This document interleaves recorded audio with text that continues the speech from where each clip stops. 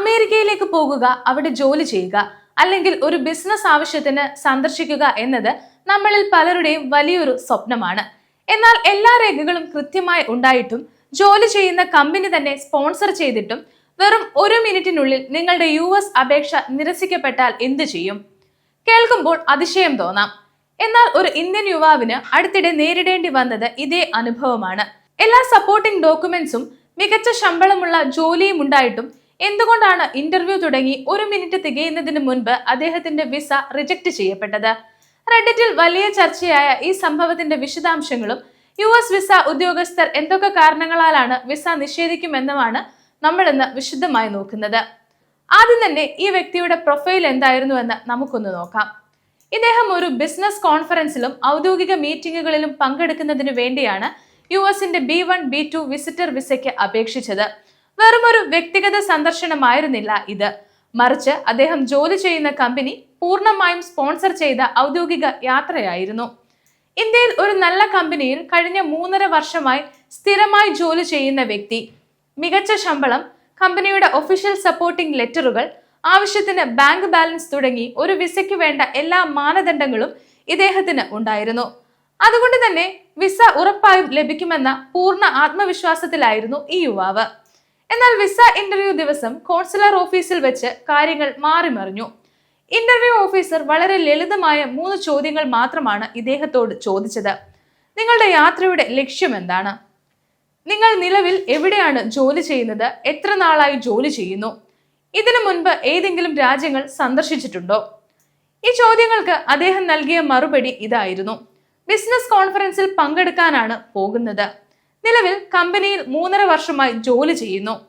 എന്നാൽ 3ാമത്തെ ചോദ്യത്തിന് ഇല്ല, ഞാൻ ഇതിനു മുൻപ് ഇന്ത്യക്ക് പുറത്തേക്ക് ഒരിടത്തും യാത്ര ചെയ്തിട്ടില്ല എന്നായിരുന്നു മറുപടി. ഇതെന്റെ ആദ്യത്തെ വിദേശയാത്രയാണെന്നും അദ്ദേഹം കൂട്ടിച്ചേർത്തു. ഈ മറുപടി കേട്ടയുടൻ മറ്റൊരു ചോദ്യവും ചോദിക്കാൻ വിസ ഓഫീസർ തയ്യാറായില്ല. ഉടൻ തന്നെ ഇദ്ദേഹത്തിന് വിസ നിരസിച്ചുകൊണ്ടുള്ള സ്ലിപ്പ് നൽകി. US ഇമിഗ്രേഷൻ ആക്ടിലെ സെക്ഷൻ 214B പ്രകാരമാണ് വിസ നിഷേധിച്ചത്. എന്താണ് സെക്ഷൻ 214B?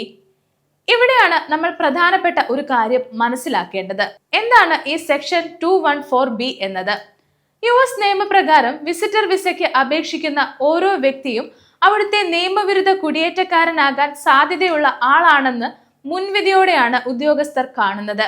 താൻ US-ൽ തങ്ങാൻ പോകുന്നില്ലെന്നും സന്ദർശനത്തിന് ശേഷം സ്വന്തം നാട്ടിലേക്ക് തന്നെ തിരികെ വരുമെന്നും അപേക്ഷകൻ കൃത്യമായി അവരെ ബോധ്യപ്പെടുത്തണം. അതിന് സാധിക്കാതെ വരുമ്പോഴാണ് സെക്ഷൻ 214B പ്രകാരം വിസ നിരസിക്കുന്നത്.